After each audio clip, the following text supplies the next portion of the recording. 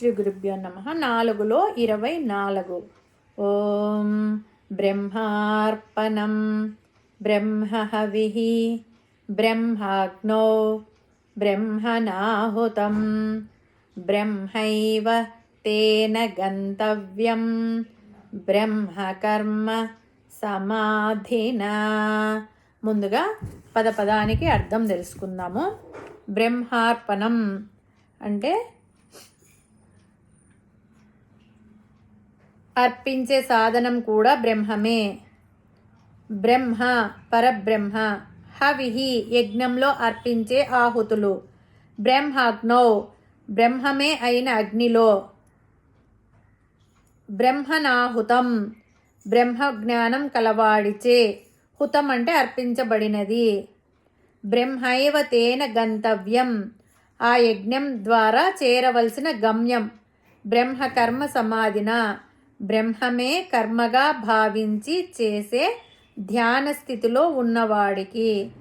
పరమాత్మ ఏమంటున్నాడంటే, యజ్ఞం చేసేటప్పుడు ఉపయోగించే సాధనములు, హోమం చేసే ద్రవ్యములు, ప్రజ్వలించే అగ్ని, హోమం చేసే యజమాని, చేయించే ఋత్వికులు అన్నీ కూడా బ్రహ్మస్వరూపాలే.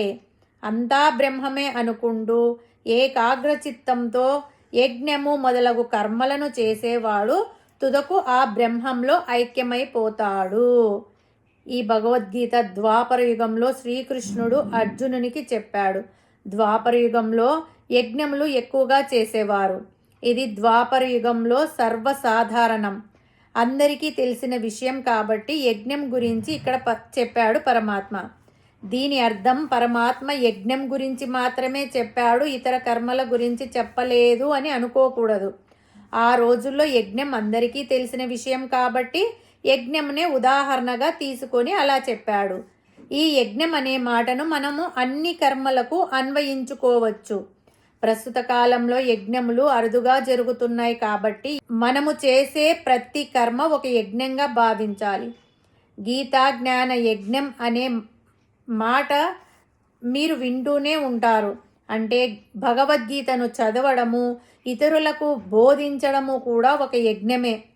న్యాయంగా, ధర్మంగా, నీతిగా, నిజాయితీగా సమాజహితం కొరకు చేసే ప్రతి కార్యం కూడా ఒక యజ్ఞంగానే భావించాలి. అలాగే మనం చేసే ప్రతి పనిలో కూడా పని చేసేవాడు, చేసే పని, ఆ పనికి ఉపయోగించే వస్తువులు, ఆ పని చేసినందువలన వచ్చే ఫలము ఉంటాయి. ఇవన్నీ కూడా బ్రహ్మస్వరూపాలే. ప్రపంచంలో మనకు కనపడే ప్రతి వస్తువు బ్రహ్మస్వరూపమే అని తెలుసుకోవాలి. ఈ ప్రపంచం మొత్తం పరబ్రహ్మ స్వరూపమే. బ్రహ్మ కానిది అంటూ ఏదీ లేదు. అందుకే విష్ణువును సర్వవ్యాపి అన్నారు. అందుగలడు ఇందు లేడని సందేహము వలదు చక్రి సర్వోపగతుండు. ఎందెందు వెతికి చూసినా అందందే కలడు అని పోతన గారు అన్నారు.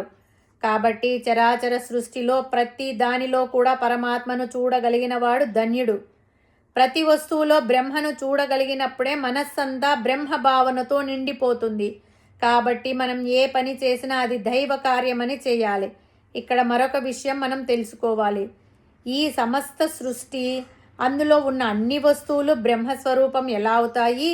ఈ ప్రపంచంలో కనబడే ప్రతి వస్తువుకు, జీవికి ఒక పేరు, ఒక రూపం ఉంటాయి కదా అని మనకు అనుమానం రావచ్చు.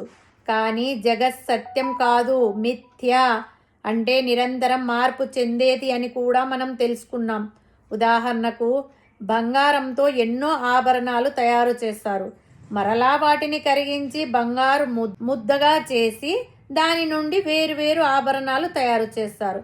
కానీ అన్ని బంగారం అని మూల పదార్థం నుండి వచ్చినవే. బంగారం లేనిది ఏ ఆభరణాలు లేవు.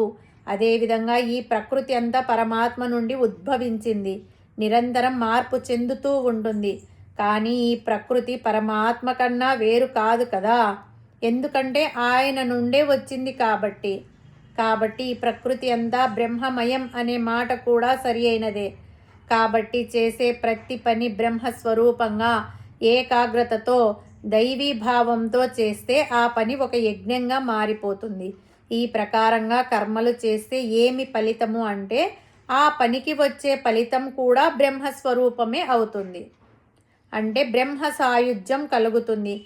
కాబట్టి మనం ఏ కర్మ చేసినా దానిని ఒక యజ్ఞంగా చేయాలి.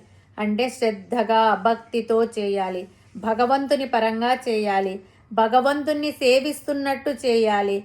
ఆ పనిని బ్రహ్మస్వరూపంగా చేయాలి. అప్పుడు ఆ పని సత్ఫలితాలను ఇస్తుంది. మనము ప్రతి పని చేసే ముందు ఈ శ్లోకాన్ని గుర్తు చేసుకుంటే చాలు. మనం ప్రతిరోజు ఒక యజ్ఞం చేస్తున్నాం. అదే భోజనం చేయడం. కడుపు ఒక హోమగుండం. అందులో ఉన్న జఠరాగ్నిలో వివిధ రకములైన ఆహార పదార్థములను సమిధలుగా వేస్తున్నాం. అంటే మనము ఆహారం తీసుకోవడం కూడా ఒక యజ్ఞమే. మనం తినే అన్నము, ఆహార పదార్థాలు, తాగే నీరు అంతా బ్రహ్మమయం. అందుకే భోజనం చేసేటప్పుడు ఈ శ్లోకాన్ని చదవాలి. అన్నం పరబ్రహ్మ స్వరూపం, అన్నం పారేయకండి అని పెద్దలు చెప్తుంటారు. రాబోయే శ్లోకాలలో ఎన్ని రకాల యజ్ఞములు ఉన్నాయి అనేది పరమాత్మ చెప్పబోచున్నారు. హరి ఓం తస్సత్.